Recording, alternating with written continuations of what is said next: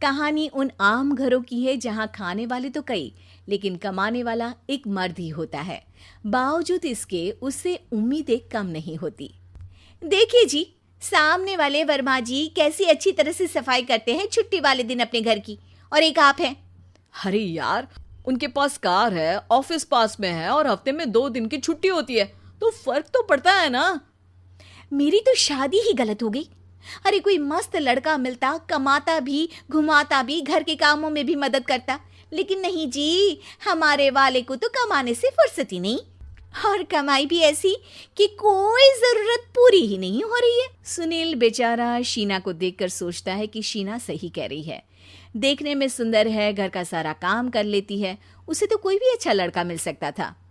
क्या सोच रहे हैं? भागने का इरादा तो नहीं है?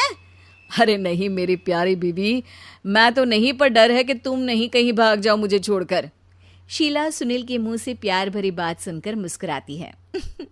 आप भी ना। सुनील एक दिन ऑफिस से घर आता है कि तभी शीना कहती है, सुनिए जी, वो मेरी सहेली आई थी, सारा दिन वो लोग यहीं थे, अब जा रही थी तो मैंने कहा नहीं नहीं, मेरे पति छोड़ आएंगे ना तुम्हें, तो रोक लिया मैंने। सुनील थोड़ी देर कुछ सोचता है, फिर कहता है, ठीक है, मैं कपड़े चेंज करके आता हूँ। अरे तेरे पति को तो लग रहा है कि अच्छा नहीं लगा। अरे नहीं नहीं, ऐसी कोई बात नहीं है, रुको मैं अभी उन्हें घर के कपड़े देकर आती हूँ।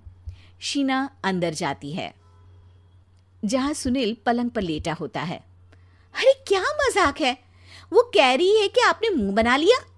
सही तो कह रही है, सुबह से अब ऑफिस से लौटा हूँ, एक कप चाय का तो पूछा नहीं, 20 किलोमीटर जाओ और आओ, और फिर कल उसी टाइम पर ऑफिस। अरे यार, मुझे गाड़ी चलानी आती ना तो बोलती भी नहीं आपको, और कौन सा रिक्शा खींच कर जाना है आपको। सुनील अब क्या बोलता। रात देर से आता है और सो जाता है।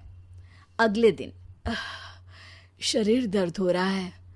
अरे तो मत जाओ ना ऑफिस, चलते हैं ना मार्केट घूमने, फिर पिक्चर देखेंगे और रात में खाना खाकर घर वापस। सुनील जब सारे दिन की थकान वाला शेड्यूल सुनता है तो वो सीधे सीधे ऑफिस के लिए तैयार हो जाता है।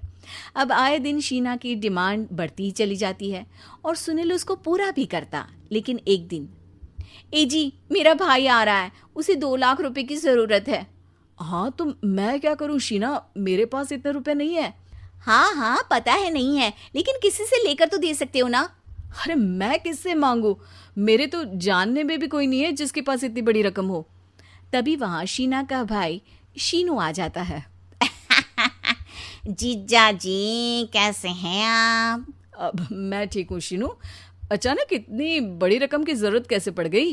अरे जीजा जी, वो बिजनेस शुरू किया ना, तो उसके लिए पैसे की जरूरत है, काफी हो चुका है, थोड़ा पैसा बचता है तो मैंने सोचा आपसे ले लूं।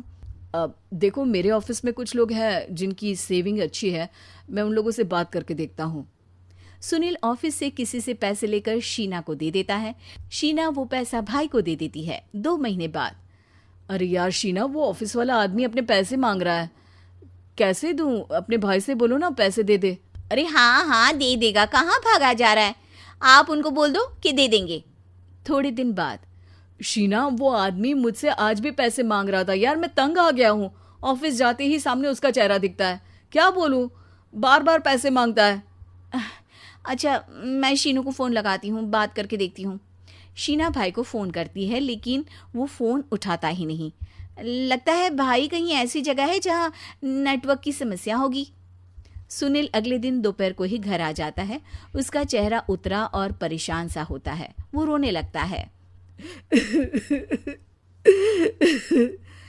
अरे क्या हुआ जी, आप इतना परेशान क्यों हैं? सब ठीक तो है ना? अरे नहीं शीना, कुछ ठीक नहीं है, मैं ठीक नहीं हूँ। तुम्हारे भाई के लिए मैंने जो पैसे लिए थे, उस आदमी ने आज भरे ऑफिस में सबके सामने मेरी बेइज्जती कर दी। सबके सामने आज मैं कर्जदार बनकर खड़ा था। मैंने हर वो प्रयास किया घर चलाने के लिए जो मैं कर सकता था, लेकिन अब नहीं होगा। वो फिर रोने लगता है। अरे आप तो औरतों की तरह रो रहे हैं, मर्द हैं आप। क्यों, आदमी के सीने में दिल नहीं होता, या फिर वो इंसान नहीं मशीन होता है?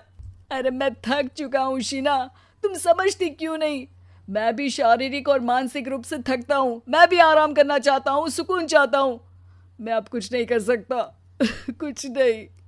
वो बैठ जाता है। शीना पति को हैरान परेशान देखकर चुप हो जाती है। अगले दिन, सुनिए, ये लीजिए 2 लाख रुपये, उस आदमी को दे दीजिए और बोल दीजिए कि आज के बाद किसी को पैसे के लिए बेइज्जत ना करे।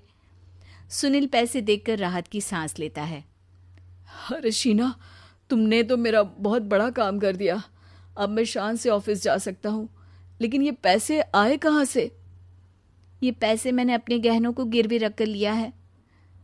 तुम ठीक रहो, निश्चिंत रहो, मैं बस यही चाहती हूँ। मुझे माफ़ करना, पर अब मैं समझ चुकी हूँ कि मर्द को भी दर्द होता है।